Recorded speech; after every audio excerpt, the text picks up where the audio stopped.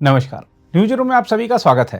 पहलगाम आतंकी हमले को लेकर प्रधानमंत्री नरेंद्र मोदी देश और दुनिया को आश्वस्त कर चुके हैं कि आतंकवादियों और इस हमले के साजिशकर्ताओं को उनकी कल्पना से भी बड़ी सजा दी जाएगी।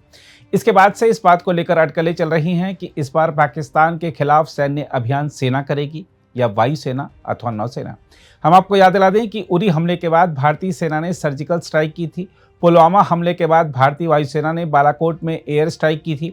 इसलिए अटकलें लग रही हैं कि क्या इस बार भारतीय नौसेना पाकिस्तान के खिलाफ ऑपरेशन करेगी। हम आपको बता दें कि पिछले कुछ वर्षों में भारतीय नौसेना ने जिस तरह सशस्त्र समुद्री लुटेरों से निपटने के लिए कई सफल अभियान चलाकर वैश्विक समुद्री सुरक्षा में बड़ा योगदान दिया है, उसकी पूरी दुनिया में सराहना हुई है। हम आपको याद दिला दें कि पिछले साल ही एक अभियान के तहत नौसेना ने 23 पाकिस्तानी नागरिकों को समुद्री लुटेरों के खिलाफ 12 घंटे से अधिक चले अभियान के बाद छुड़ाया था और तब पाकिस्तानियों ने भी भारत जिंदाबाद के नारे लगाए थे। इसके अलावा भी भारतीय नौसेना ने पाकिस्तानी तथा अन्य मूल के लोगों का समुद्री डाकुओं से बचाया है। गत वर्ष नौसेना के विशिष्ट समुद्री कमांडो मार्कोस ने उत्तरी अरब सागर में अपहृत वाणिज्यिक जहाज के चालक दल को भी बचाया था। यह सब सफलताएं हमारे नौसैन्य बल की अंतर्राष्ट्रीय स्तर पर बढ़ती ताकत को प्रदर्शित कर रही हैं। इसके अलावा हाल के वर्षों में भारतीय नौसेना ने कई संयुक्त अभ्यास कर भी अपनी क्षमताओं में वृद्धि की है।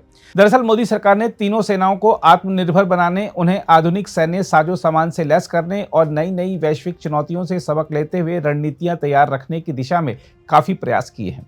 नौसेना की शक्ति में इजाफे का मकसद सिर्फ समुद्री डकैतों से लड़ना नहीं, बल्कि चीन द्वारा खड़ी की जा रही चुनौतियों का मुकाबला करना भी है। हम आपको बता दें कि भारत इस समय हिंद महासागर क्षेत्र में सबसे बड़ी रेजिडेंट नौसेना शक्ति है और हम किसी को भी इस क्षेत्र में सुरक्षा और स्थिरता को बाधित नहीं करने देने की स्थिति में है।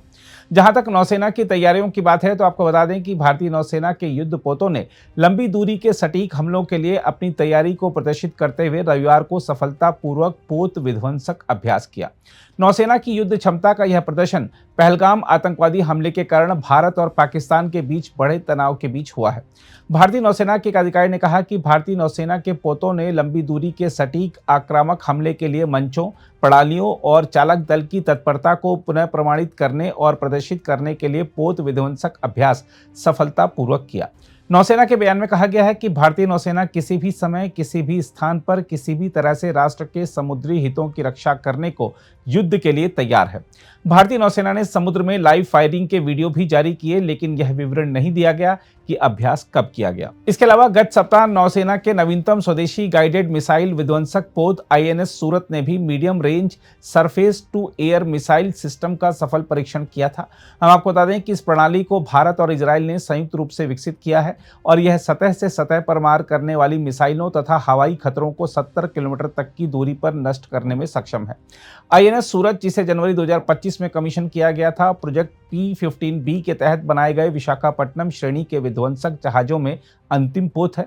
75% स्वदेशी सामग्री से बने इस पोत में ब्रह्मोस और बराक 8 मिसाइलें, एआई एकीकरण, उन्नत रडार प्रणाली और नेटवर्क केंद्रित युद्ध क्षमताएं मौजूद हैं, जो भारत की बहुक्षेत्रीय समुद्री शक्ति को और अधिक मजबूत बनाती हैं। बहरहाल, पाकिस्तान में बैठे वहां के हुक्मरान टीवी समाचार चैनलों पर भले बड़ी बड़ी बयानबाजी कर रहे हों, लेकिन अगर उन्हें नए भारत का अर्थ समझना है तो पिछले साल उत्तरी अरब सागर में अपहृत वाणिज्यिक जहाज में सवार लोगों से भारतीय नौसेना की ताकत का अंदाजा पूछ सकते हैं। अगर आप भी लेना चाहते हैं देश दुनिया की तमाम जानकारी तो आज ही सब्सक्राइब करें हमारे चैनल को। साथ ही नीचे दिए बेल आइकन को जरूर दबाएं ताकि हर अपडेट आप तक पहुंच सके।